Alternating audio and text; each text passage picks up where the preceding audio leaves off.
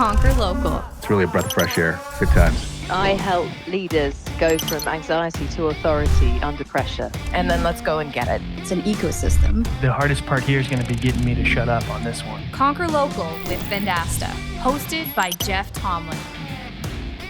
Welcome to the Conquer Local podcast. Our show features successful sales leaders, marketers, thought leaders, and entrepreneurs who will inspire you with their success stories. Each episode is packed with practical strategies as our guests share their secrets to achieving their dreams. Listen in to learn highlights of their remarkable accomplishments and get tips to revamp, rework, and reimagine your business. Whether you're a small business owner, a marketer, or aspiring entrepreneur, the Conquer Local podcast is your ultimate guide to dominating your local market. Tune in now to take your business to the next level. I'm Jeff Tomlin, and on this episode, we're pleased to welcome Michael Miranda. Michael is the co-founder and CEO of OpTonal. He switched tracks early in his career from pre-med to sales, initially excelling in door-to-door sales, which is a very tough gig. He later moved into software industry, thriving as a sales development representative at GitLab and progressing to high-performing account executive roles. Witnessing so many of the challenges of scaling a sales organization, he founded OpTonal to leverage AI and boost revenue and sales efficiency. Supported by top investors including GitLab's CEO, OpTonal enjoys a successful start. Get ready, Conquerors, for Michael Miranda, coming up next on this week's episode of the Conquer Local podcast.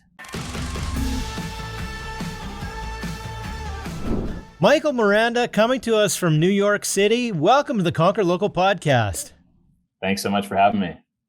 Hey, so first off, door-to-door sales, extremely difficult job and very difficult to excel at. So you have to tell me a little bit about this journey all the way from pre-med to now co-founder, CEO of OpTonal. What does that journey look like? Yeah, it's a great question. It's a little bit of an interesting, non-traditional path, I say. But so I was a pre-med student. I didn't, for being pre-med, I didn't actually time my application cycle too well. So I was applying for, I was actually going for like an MD, PhD program. And during that year, my wife and I were also planning to get married. And we didn't have the money to afford the wedding. And I was talking about this with somebody and they mentioned, try getting a sales job. That's the only way you're going to make this type of money that you need as fast as you can.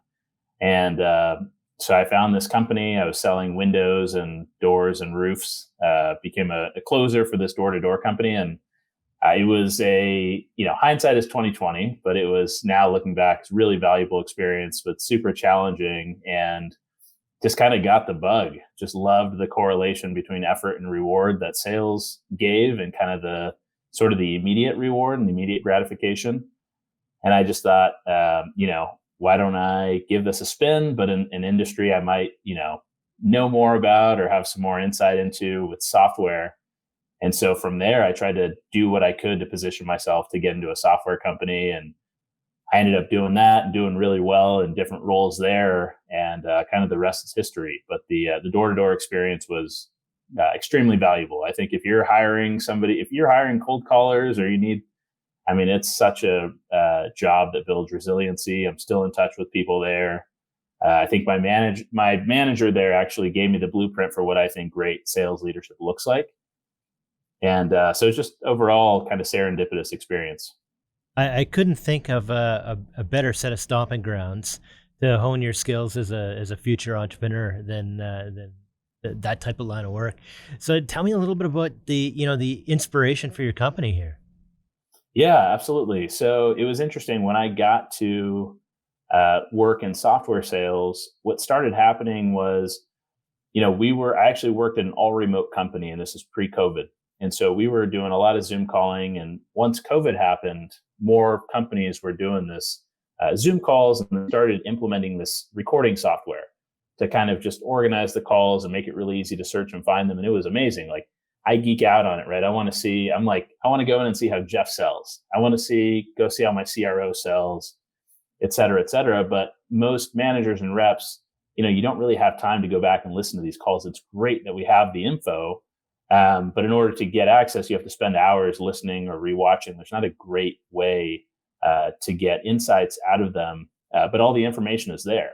on deal risk, on skill assessment, gaps and pain, all that sort of thing. And so I figured, hey, there should be a more efficient way of doing this, of extracting the information.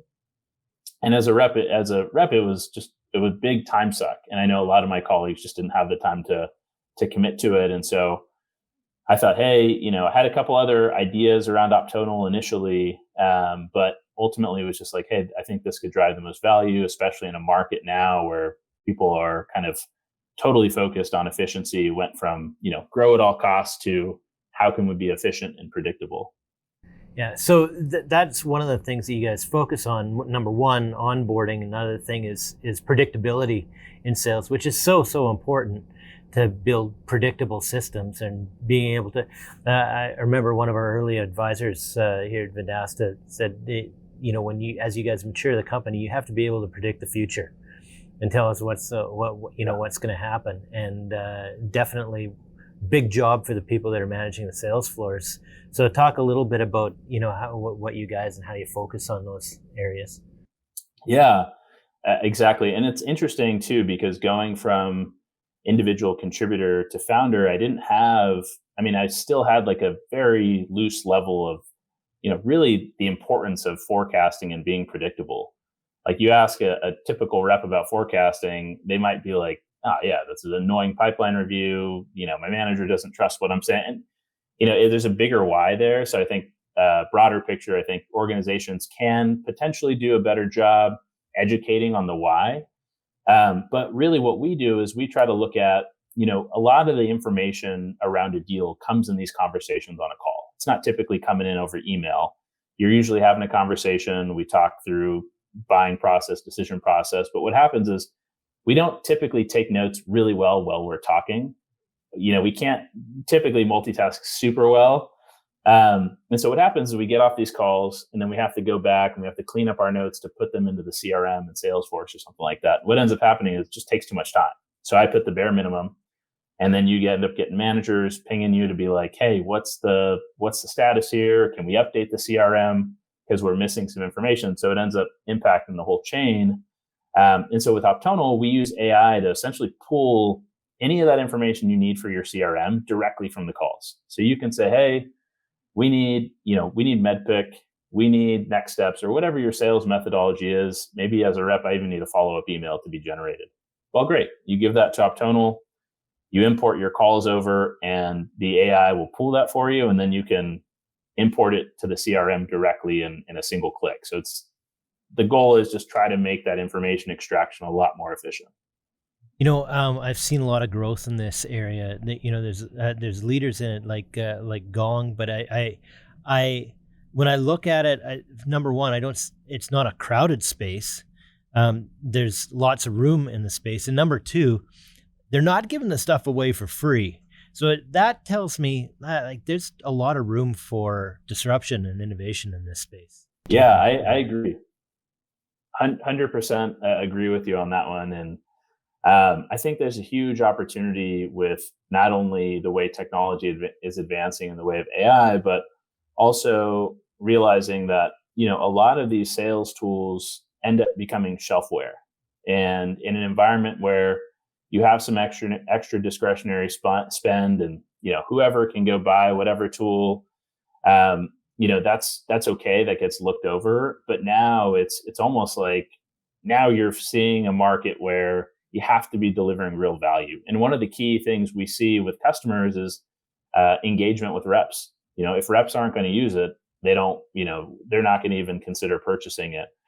And so it looks like, to me, it's basically the space is moving really fast. And I think ultimately it's going to go into a, all-in-one platform, but it goes back from all-in-one to best of breed. And I think we're still in that best of breed space.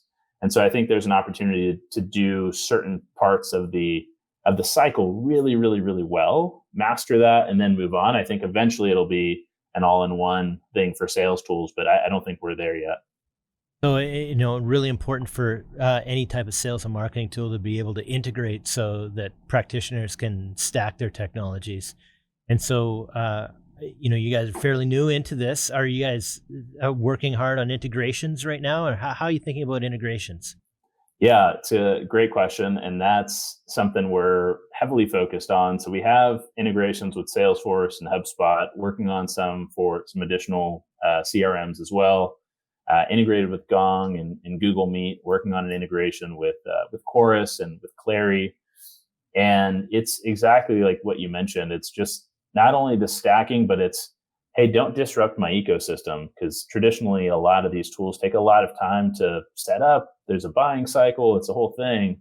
And so my goal was, how can we make it as seamless as possible? So to have these integrations set up in one click, now we're kind of just launched like a Slack integration. So you don't even have to leave your current ecosystem. You're already in Slack. Just let your calls will finish, let the analysis get delivered to you. You can update the CRM there. We're trying to make it really simple. We're not trying to pull people away from their current ecosystem.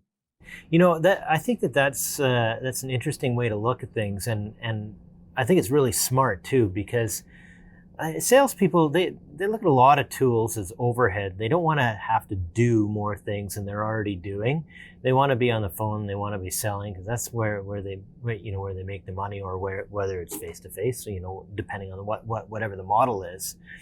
And so it's important that you don't take away their time. And the challenge is becoming a value add without putting a lot on the rep to have to do things to get value from the tool at the end of the day. Eh?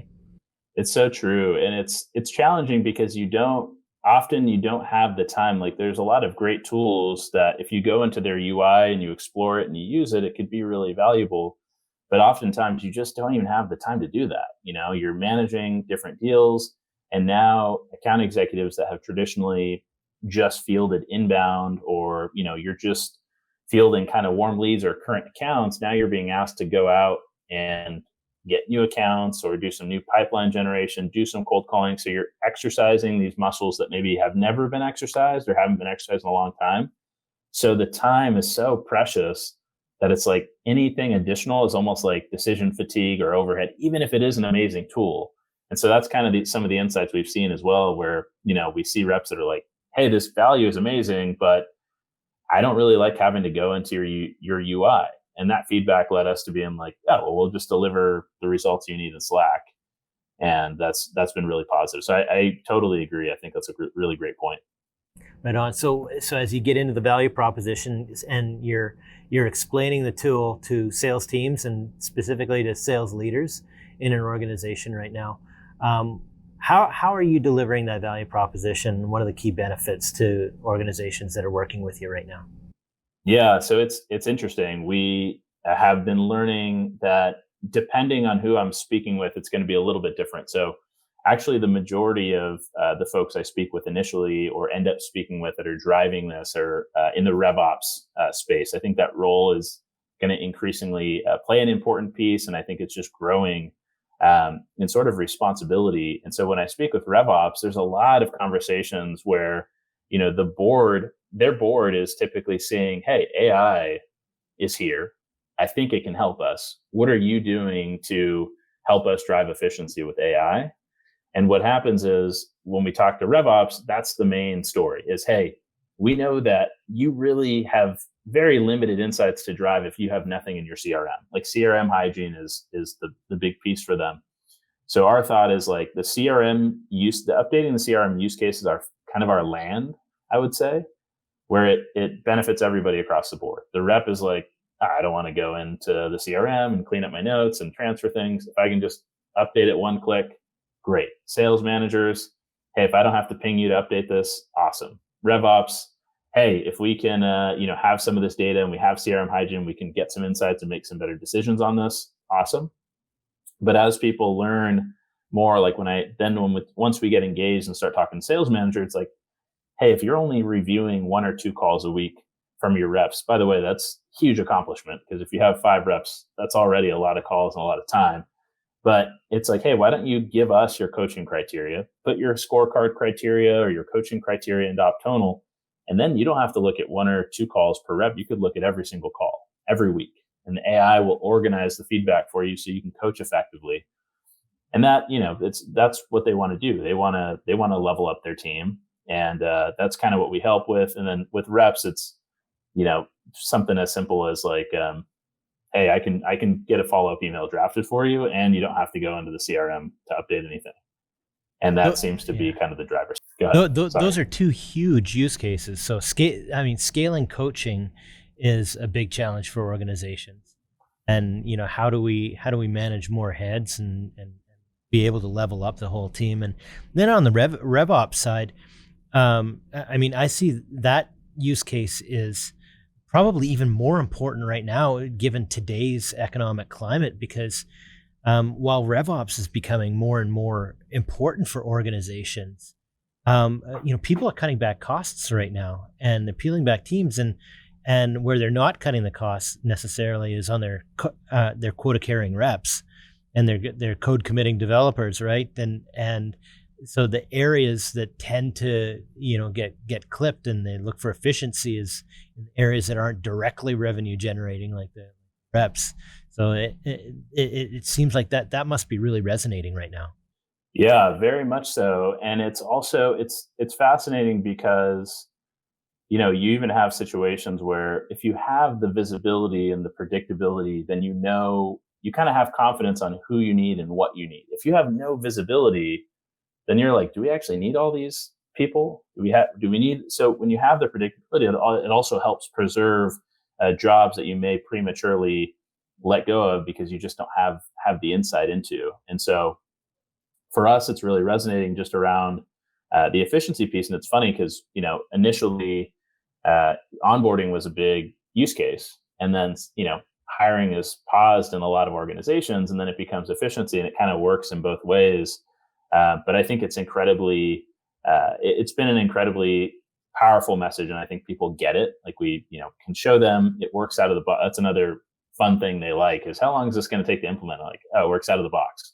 We set you up in 20 minutes, and and then we have another 20-30 minute call with your reps to just show them how it works, and that's it. It's pretty. So for them, it's like, oh, that's efficient. Right on. So as you get into the value proposition and you're explaining the tool to sales teams and specifically to sales leaders in an organization right now, how are you delivering that value proposition? What are the key benefits to organizations that are working with you right now? Yeah, that's a really great question. So it's fascinating because we're starting now to get more interest from bigger organizations. And you know how that is. It's, there's the vendor onboarding stuff. It's a lot more complex, and it's a lot just to get people using, trying out the product, getting them in there. With smaller organizations, I just had this conversation with someone a couple weeks ago that really just kind of blew my mind, where they're so interested because the way that they see OpTonal is they spent some money for training, sales methodology. They're trying to get predictable, not huge investment, but enough to just get everyone speaking the same language. And what they see OpTonal as is kind of an easy button to measure adoption and get that mature sales process in place. And so it's like, we don't need to invest a whole lot more money to measure this or to have some complex reporting on it. We can kind of use OpTonal to do that. So they're like, hey, we can use this as a way to implement this and make us a lot more mature of a sales organization very quickly. And then for the bigger orgs, it seems like the focus is really, hey, we know we have this information sitting here. We know we're not looking at it efficiently. We know we can be a lot more buttoned up in our approach. And that seems to be kind of the more of the piece that's resonating for them. Amazing. If you had a few key takeaways for the audience, how would you enumerate those? Yeah, that's a great question. I think the first thing I would say is there's a couple things. I think, because we talked to some career, we talked a lot product, we talked a lot about the current market state. I think one of the biggest takeaways right now is it's a really challenging market. It's a really challenging market to sell. And I think one of the big things is for us is just having a ton of conversations to understand what is the piece that people are focused on and how can we deliver value in those areas. And I think it's helpful to just like have those conversations, reach out to someone you may not know that is in a persona you're selling to, right? Because it's a really tough environment. And I think because it's a challenging environment, people are starting to, potentially look for other jobs and listen, do whatever is best. But I think an early mentor of mine gave me some great advice, which was, if you're going to leave somewhere, make sure you're running towards something and not running away from everything. The grass is not always greener on the other side. And I think the second takeaway I would say is efficiency and predictability are incredibly important. And as a rep, understanding this sooner than later is going to prepare you so well for management or leadership or entrepreneurship, whatever it is that you want to pursue. And then the third thing, keep working on the sales skills, the hard stuff. If you're in a door-to-door environment or you're going into these difficult conversations, if you're cold calling, you're facing rejection, this is all building incredible resilience that's useful everywhere. Everything is selling. And so just remember that you're building an incredibly valuable skill set that's valuable in any marketplace, in any environment, any type of situation. And so just encouraging to stick with it and keep building skills. And I think those are probably my takeaways. I love it. Michael Miranda, company's called OpTonal, coming to us from New York City. Hey, thank you so much for taking some of your very valuable time in your day to sit down and chat with us on the Conquer Local podcast. I bid you a fond farewell and hope you come back and give us an update on how you guys are doing in the not too distant future. If people wanted to get a hold of you, how do they reach out? Yeah, so they could reach out on LinkedIn. It's Z Michael Miranda, or they can go to optonal.com if they want to see a demo, see how it works. You can sign up for a demo. We'll walk you through it. But yes, thank you so much for having me on. This was an absolute pleasure, and I would love to come back and have some great positive updates. Great. Look forward to doing it all over again in the future. Thank you so much. Thanks so much. Appreciate it. What an interesting conversation with Michael. The sales tool market is challenging, and to succeed, it's crucial to focus on delivering value to customers and understanding what they are focused on and their very specific use cases. By finding ways to provide efficiency and predictability in the sales process can make a significant difference. Emphasizing the importance of continuously improving sales skills, building resilience, and staying adaptable is vital for success, regardless of the market or environment. The learning and experience gained in sales can be a valuable asset for personal growth and career advancement, even for very different leadership and management roles. If you've enjoyed Michael Miranda's episode discussing transforming sales coaching with AI, revisit some of our older episodes from the archives. Check out episode 613, Building Relationships with Handwritten Notes with Rick Elmore, or episode 550 and 551, a two-part episode on the future of artificial intelligence with Paul Zakopoulos. Until next time, I'm Jeff Tomlin. Get out there and be awesome. You've been listening to the Conquer Local podcast presented by Vendasta. Tune in next week for a new episode. Guest discovery and produced by Suleiman Adam. Marketing by Rory Lawford, Nicole Lozon, and Suleiman Adam. Executive producers Brendan King, Jeff Tomlin, and Suleiman Adam. Recorded at Vendasta headquarters on the Canadian Prairies.